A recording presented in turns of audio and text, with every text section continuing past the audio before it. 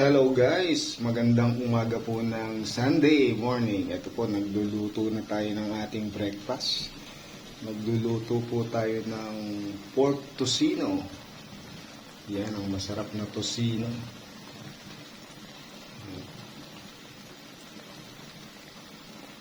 Pork tocino ng Aklan.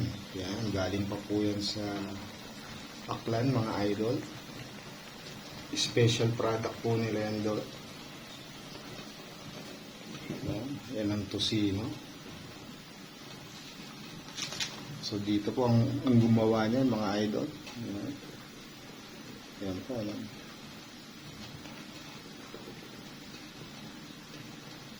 Yan.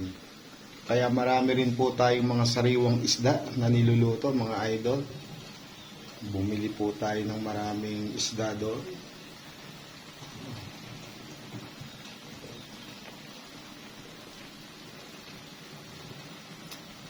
So, mabango siya, mga idol. Then, meron din tayong niluluto sa kabila na beef longganisa. Yan. Product din po dun yan sa Aklan, mga idol. Ito po kasi mga binili doon ng ating commander nang sila ay ng bakasyon nitong last Holy Week. Ayan.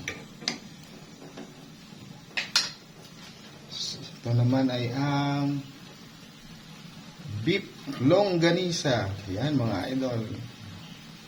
Beef longganisa.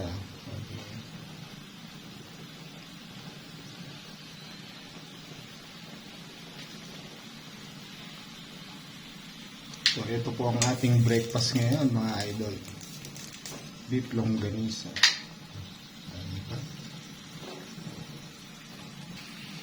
Ayan.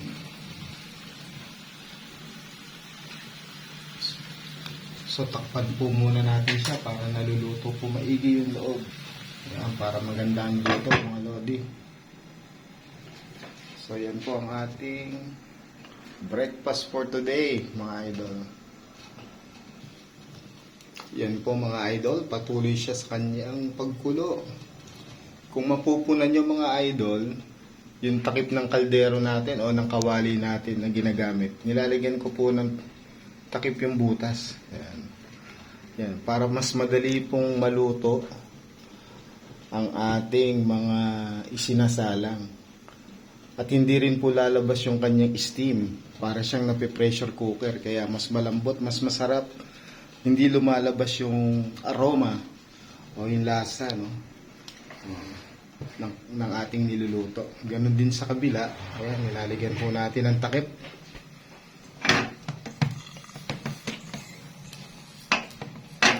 Para po hindi lumalabas ng kanyang steam at ang init.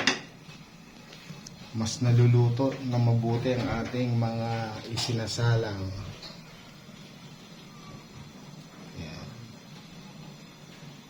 Ang bango, mga idol, lalo na nitong beef longganisa. Iba talaga pag beef. So, halo-haloin natin siya, mga idol. Yan.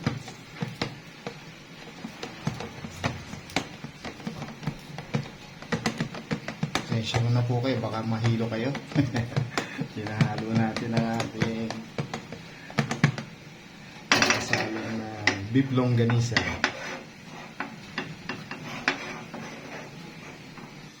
Hello guys, yan po, malapit na maluto ang ating tocino dahil na dry up na po siya.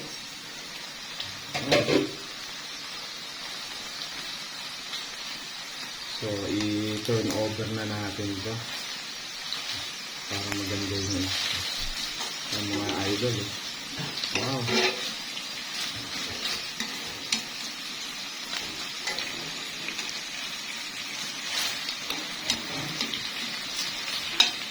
Nagustuhan ko po, mga idol, sa tocino na to, hindi po siya masyadong over coloring. Pag yung pangkulay na nilalagay nila, no, yung ibang nagtutocino, kung mapupunan nyo, tama lang yung kulay niya. Yan, mga idol, nabaliktad na natin.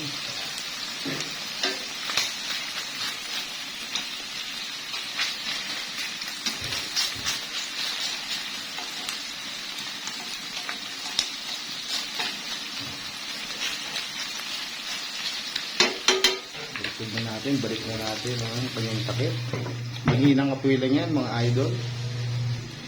Then balik naman tayo dito sa ating kay beef longganisa. Iba na rin. Ayan na. Napa-fried na mga idol. Wala na rin ano yun. At least sigurado kayo mga idol na lutong-luto yung loob dahil na kinulog po natin siya, no? Dun sa ating takip, hindi natin pinasingaw. Ayan na mga lods. Diba? Masarap na ang kulay. Mapula. Ayos. Yan po guys, luto na ang ating tosino. Grabe, sarap nito mga idol. Luto na. Yan, pinatay na po natin yung apoy dahil luto na siya. Ito naman silong ganisa. Ganun din po mga idol, luto na rin po. So, lagay na natin ito sa lagayan.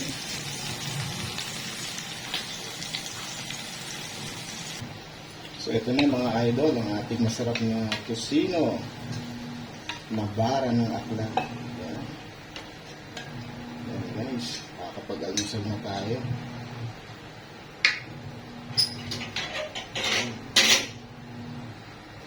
Then ito na rin ang ating longganisa. Sama-sama na natin sila dyan mga idol. Yan. Okay.